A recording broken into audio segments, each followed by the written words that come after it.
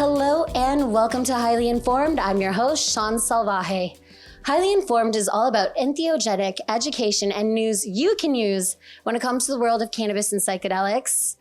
I am here at South by Southwest with one of my favorites in the industry, the Hemp Housewife herself. Thank you. The mama of Mama Needs a Minute. And I might be a little extra enamored right now because who doesn't love a guest who brings a gift? That's right. Like, I'm excited.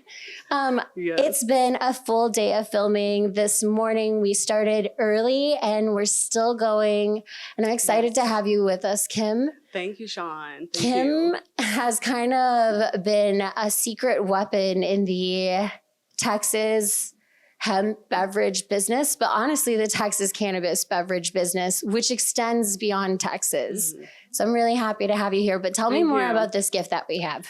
So I, being a marketing girly, was like, hey, we're going to have cameras. I'm going to bring out one of the products. And this actually, just to kind of show y'all how the beverage space has evolved here, especially in the hemp and THC beverages. Everybody started out with a seltzer, and that's great, but our accounts are kind of over the seltzers. We need to start finding other innovative ways that we can capture our customers. And right here, I'm going to tell you also who owns this beverage at the end, because I think y'all be really surprised and excited. But this is Revolution Apothecary. It's beautiful. It's ultra premium, ultra luxury. It's a 40 ounce. So if you want to do like tape them to your hands and do Edward Scissor hands and do 40 hands or whatever, you could do that. But what I really love about it is this is designed to be for the low dose consumer. There's 40 milligrams total weight in this package. So each ounce is going to be 1 milligram. So if you want to be at home and like, hey, I want a glass of wine, but I don't drink alcohol, this is going to be your alternative. You could pour this as a 5 ounce pour or even a 9 ounce pour if you wanted to blast off. But what's really cool about it is they've used all natural ingredients and they've used the butterfly pea flower to color. You're going to get a lot of different flavors in this. So you just see how beautiful it is whenever it's poured. So I did have to I don't drink alcohol. I have an autoimmune. That's what brought me to cannabis. And I have really missed it because I love wine. I love Italy. Like I got to have beautiful wines there. I noticed I didn't have the same reaction. Yeah. They say it might be sulfates and other additives that we have here in the States. I don't want to disparage the industry. I don't know enough. And I'm sure there's some bottles that are great that I wouldn't have reaction to because it seems manufacturers are thinking about this more, even in the wine industry. But I have missed having, what's that thing I can just relax with? And I don't want to smoke because it is great for the fast hit when I'm having a migraine. But when I am not having a migraine and I want to relax in a more, I don't know, in a more comfortable way, I suppose. Yeah, just sitting on my couch. Yeah, with the kids. Yeah. Low dose, you have me. Ingredients that sound very natural, like well thought out. So the people behind this, actually, one of them has worked in the wine and spirits industry for many years. He's a sommelier. He launched Ace of Spades, so very well versed in the beverage space. He helped formulate this. The other owner is a person we all might know named Chelsea Spencer, who's a top cannabis attorney here in the state of Texas. So just called you out, Chelsea. Just outed you to everybody out here. But I'm just fortunate enough to get to work with her and get to represent the brand. I bet she likes to relax too and would like to have a way to do it. Exactly. Especially a cannabis attorney, that's tough business. Yeah, and she's very much about, like, for instance, let's say Cozy Canna wanted to bring this in and they're still maybe new in the industry. Chelsea is going to make sure that they've got the things they need to be set up for success. She's not going to be representing you as an attorney. I don't want to get that twisted. Make sure that you leave this in this part. She does her homework. But she's going to be doing her due diligence for all of the customers that bring this brand in. Maybe you don't have your hemp license in Texas. How do I get that? Well, here's all the paperwork and information you need. Chelsea's got that all together for them. And then I also work with her with a lot of our bar bars and restaurants and the on-premise. And pull. You know, this is a perfect. Because I want people to hear you. Bring it closer. Oh, I'm sorry. I didn't realize that this was like a microphone out Ooh, there. My yes. bad. Okay. Hello, y'all. I'm sorry. Hopefully y'all could hear me back there. Yeah. But what's right great here. is working with her in the bars and restaurants. I can go to her and say, hey, we're wanting to run these kind of cocktail or mocktail programs. What are your thoughts? And really, when it comes to the on-premise, that's the term we use for the bars and restaurants, I would say low and slow wins the race. I sell in my distribution, I have 9 brands and 22 SKUs amongst the brands that I warehouse in North Richland Hills. And that's all the stuff I keep inventory on that I sell out all to B2B. And then I also broker for about 8 other brands that I don't hold their inventory. I just go make big deals for them. It's not like a case. I'm talking truckloads that we're moving for these guys. So Kim has been in Texas Beverages for a number of years. Yes. And it was amazing because we're both from here. Yeah, we just know each other from this industry. Right. But I think my first exposure to you was out in MJ Biz. And then we actually met and you were out and about in other states, like working, hustling. Yeah. And then, so, I'm sorry to interrupt you. No. A little bit of my background for y'all. So I spent 17, 18 years marketing and sales in the wine and spirits industry. So I didn't just wake up one day and think, I'm going to distribute hemp beverages. This sounds fun because it's fun, but boy, it's got its challenges. And last year, and I will go on very loudly in the record to say this, hemp beverages are a thing in Dallas because of the Hemp Housewife. Last year, I helped launch a brand called Powerhouse, and I went into hundreds of accounts that had no idea that hemp beverages were a thing. And for months, the only beverage they had was Powerhouse that I was distributing. And so I'm very proud of that I kind of paved the way, because now you go into these accounts and where they had just Powerhouse, now they have built out whole sections. You've got major big box retailers, Total Wine, Specs, which I have a huge opinion. I don't know, I want to share it all publicly here. That's about fine. The big box retailers taking in these beverages. Has anybody been in to buy a hemp beverage from a Specs or a Total Wine? It's a little terrifying, the lack of knowledge that those staff have on these products. I've had somebody, because I go in and secret shop, but if they look at me like I'm literally branded over here, so they're clearly not paying attention to their customer that's coming in.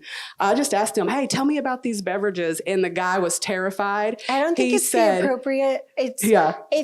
I'm not sure it's the appropriate space, especially for like folks like me who I don't drink. Yeah, and you don't know about this product. Why would I go into a liquor store? And then also, if you force me to go into a liquor store, now it's not an appropriate space for, like I said, I discussed with you my autoimmune condition, natural flavors, and this guy, no offense, because there's a time and a place for certain businesses, and Specs does well in what it does. No, they're killing it, y'all. They're definitely killing it. for rapid distribution of alcohol, which they've had they've built regulations over a long period of time since their prohibition. Yeah.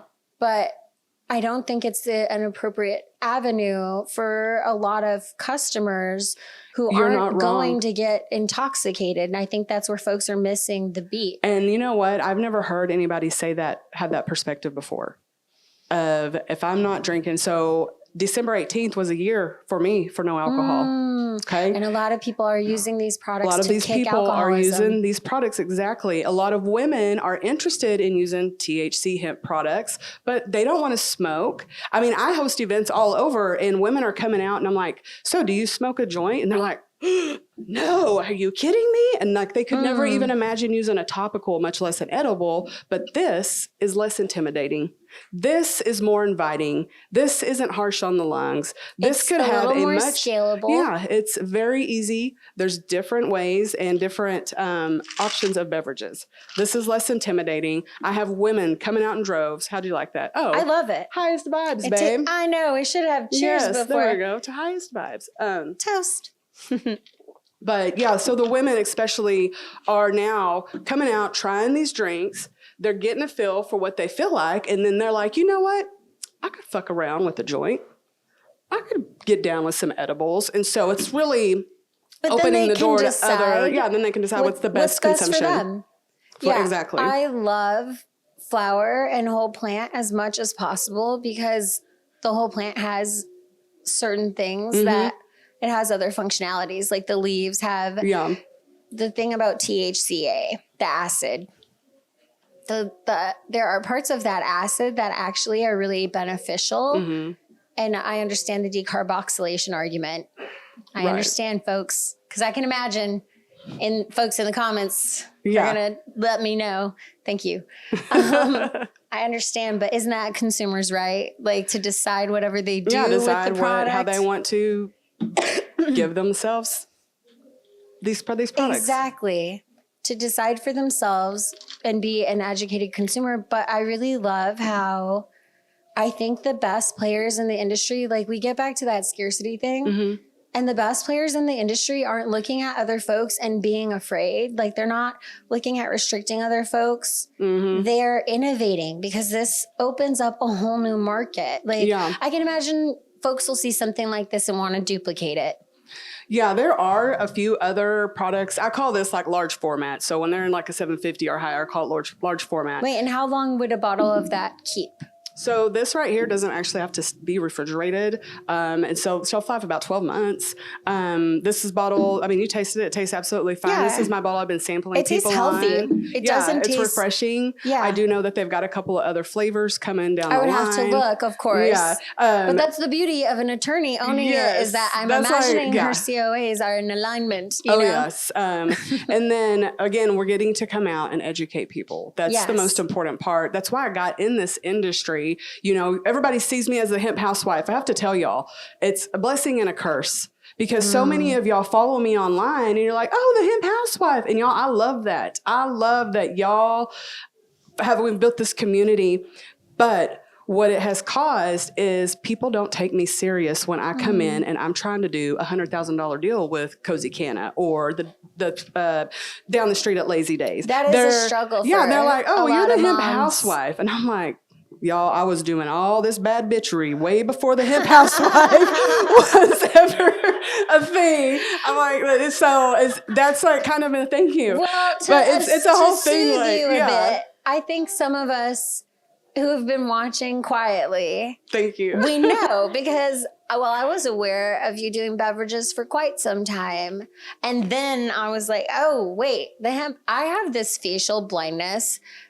Not in real person, but social media sometimes you don't connect who's like when you meet in person or when you don't or who's who or it's just me. I'm so sorry. Like it's just hard to keep it all straight sometimes. I always say that's the cannabinoids I sometimes. think humans meet, if you're out there, you're putting yourself out there, you should be meeting a lot of folks. So I also think it's worth saying no one should take it too personally. If anyone doesn't, on first recognition, recall, especially in the cannabis industry, I think ego does sometimes get in the way. Like people have interpretations and feelings get hurt. And then it stops the conversation. But, because people don't want, I always say, and this also goes to, I know a lot of people in the industry. I know a lot of people that own businesses like this that I sell to every day. And I'll tell you, not one person that was my friend before I started selling does business with me. Your friends don't. And it is what it is. Because your friends don't want you. Why is that a good thing? Is it a good thing? I think, well, I mean, to me, I don't care. Like, do business with who you want, but it's funny to look back because I have several friends that are coming into this industry as sales, and they're like, calling me, Kim, how are you doing this? You know, I went to so-and-so and so-and-so that I know, and I'm like, they didn't do business with you. I know because you're their friend. You got to get away from your friends. There you 100%. Go. There's the magic spot. And like, I love all my friends that have these kind of shops, but nobody that I knew before does any business with me. And I'm okay with that. I'm 100% okay with that. Because there's 8,000 licensed hemp retailers in our state. It's like another womanly conversation with relationships, like dating your friends. Yeah. Is business with your friends almost like dating your friends? I heard someone recently say getting into business, someone in the industry like was going through my IG or something, they popped up and they said, getting into business is like getting married. Yeah. Like, so you got to think about, I don't know. Yeah, you have to have the thick skin, definitely in this. Sometimes it's good to be friends with your friends and that's it. No, and it's great. So, because like I said, there's so many of these accounts out here that I haven't even touched. Plus, working with all the other brands that I do. So I also work for the manufacturer that manufactures all the Cheech and Chong's products, Lil White and Chris Webber. So our manufacturer, I sell all those products across the country. So I have other options. I'm not just limited here to Texas. But I will say the people that I have met along the way, I have had created like some of the best friendships from like me and Brandy. Well, I already know we're going to be besties. And these new people that I've met along the way. And there's so many different types of businesses like this here in our state that are different and unique.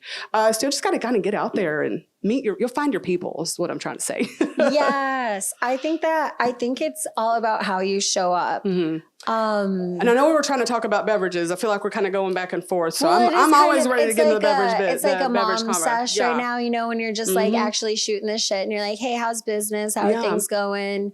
And I think that's good. Actually, I think that inside baseball perspective is good. And it is important to address.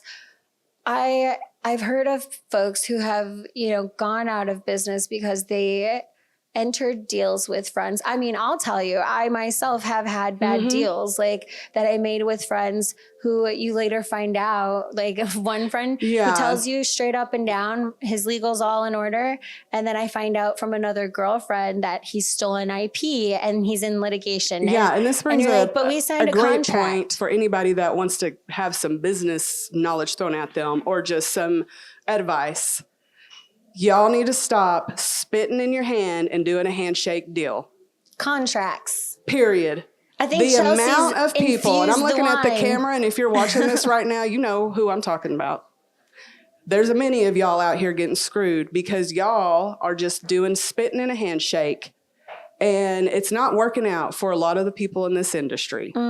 Get your shit in order. Get a lawyer. Don't come ask me. I'm not an attorney. Okay, I'm not going to be able to give you that kind of advice. Go ask your lawyer. And Mama's going to give you the tough love. 9 times out of 10, nobody even has attorneys. So what are we doing here, people? So that's kind of my get your shit in order.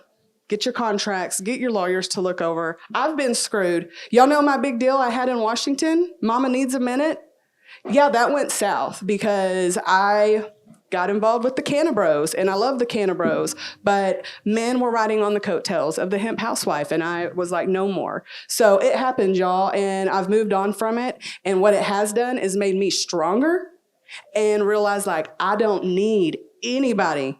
And even a man, I don't need another man to kind of help me do my business. I don't need anybody. I don't take out money. I don't owe anybody a loan. For nothing. I do it all myself because again, spitting in a handshake get you screwed over real quick. I think we all have stories of being burned, right?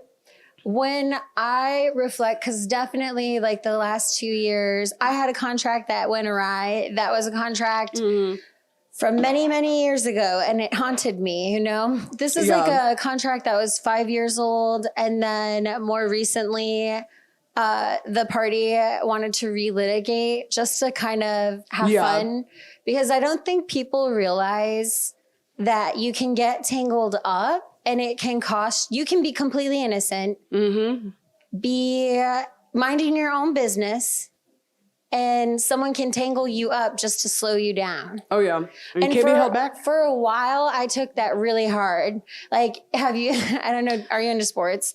Do you? I mean, I'll get some of the stuff, so. I watched the Michael Jordan, I love the Michael Jordan documentary on Netflix when it first came out and all the years since. And he's like, I took that personal. And I did. Like, I took it personally for a really long time. And then when I leaned into it, I don't know. You get a little spiritual with it sometimes when you're like, okay. Oh, there's definitely, I cry like every day. I mean, it's hard out here doing this in this industry.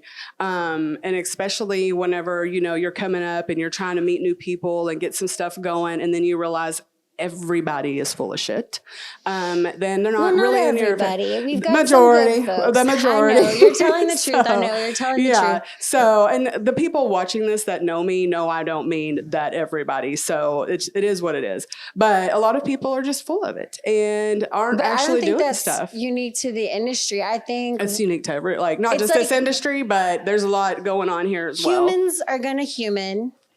I think one of the best ways we can manage that is by looking at what we can learn from the situation. Like, okay, the partner I had that committed fraud that I didn't know. And thankfully someone disclosed it to me because I was able to end that contract before it cost me any more. And we just folded at the loss, which wasn't too substantial. It did set me back like 9 months of work, which is frustrating when you're an entrepreneur because you're not getting paid upfront always, or you're waiting for a product to finalize, but doesn't mean the work hasn't gone in. And that can be frustrating. And at first I took it super hard, that he lied, all of that it totally derailed things. And it was shortly after the pandemic. So this was like, we really invested a lot into this project because there was so much uncertainty in the market.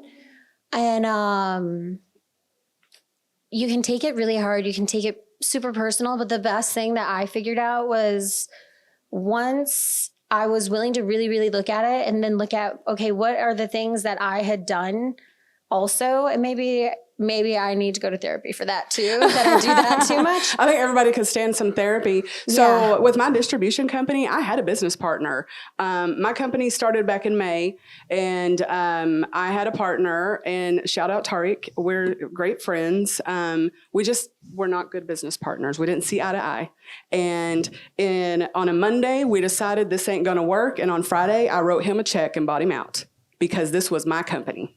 And I have went and grown this even more in my wildest dreams already. But again, you get into bad business with people, and that's okay. But sometimes, like, I could never imagine another scenario where you have a business and you get a buyout done in 5 days.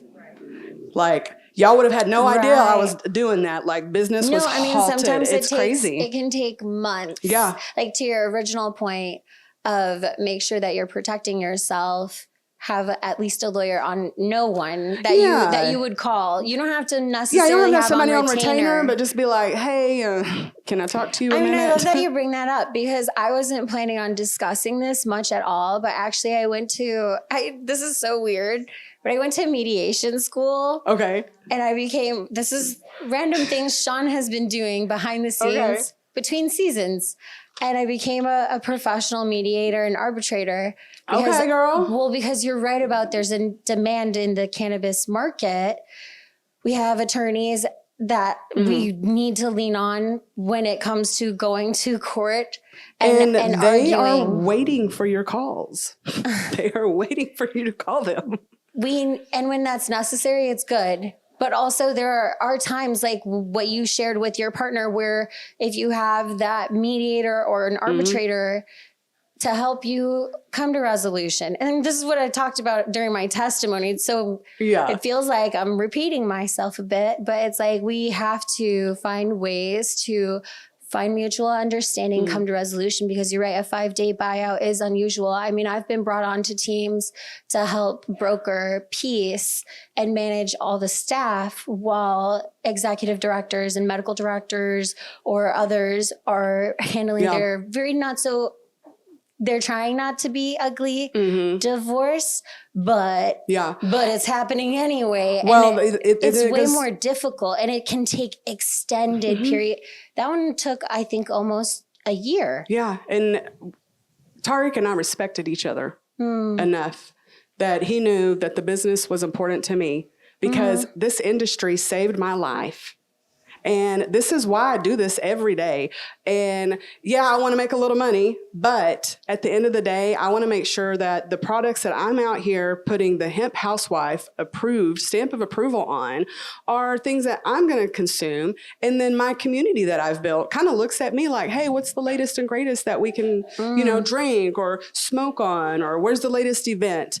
It's just building the community was more important than all of what I'm doing right now. I never dreamt that I would be having a distribution company and having all these major brands calling me. I've had like brands more call money, me more to problems. consult, and they'll call me back a week later and said, well, we went and redid our whole marketing strategy off of talking to you. Or we went back and changed our pricing strategy, because the thing with, and I'm probably sure we got to wrap up here, so I'll make this quick. And if you have any questions, come talk to me on the side. A lot of people want a beverage. I can help people get beverages. I help people manufacture their beverages. I've got 4 contracts right now for different beverage concepts that I can help people create. And the thing I see is everybody wants a beverage, but then they're like, oh, Kim, will you go sell it for me?